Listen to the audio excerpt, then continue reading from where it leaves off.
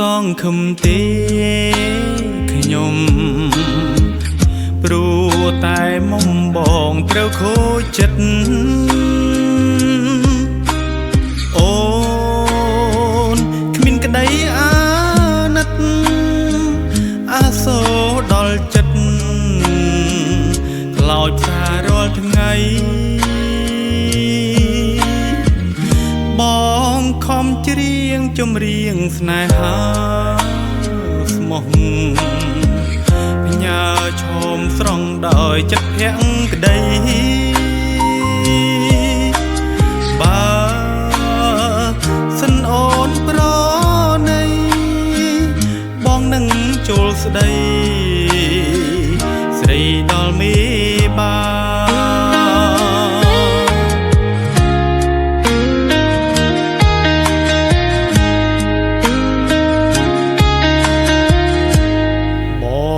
សូ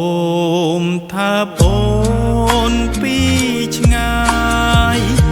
ថាបឆោមឆាយដោយក្តីស្នេហាពេលជួបភក្ត្រាមិនដេចកននិថាអូនធ្វើប្រងើសូមសារភាពថាបងលួចស្នេហ៍ស្រីសូមប្រណីផងណាត្រានត្រា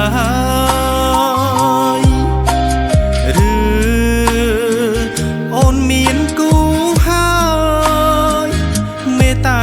អូនឆ្លើយមកស្នេហា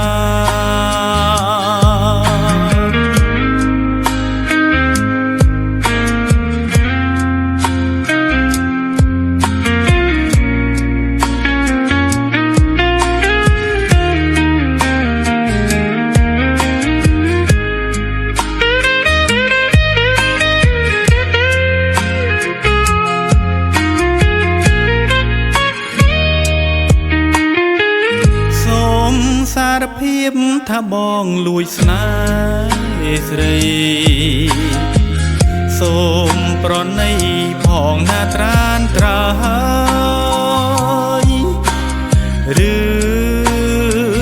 អូនមានគូហើយសូមមេត្តាឆ្លើយមកស្នេហាក្នុងជាតិនេះបងផ្សងជួបស្រស់ចរណៃតែចិត្តស្រីរឹងដូចថ្មដាព្រួយព្រោះគ្មានវាចាតើដល់ថ្ងៃណាស្គាល់ក្តីសង្ឃឹម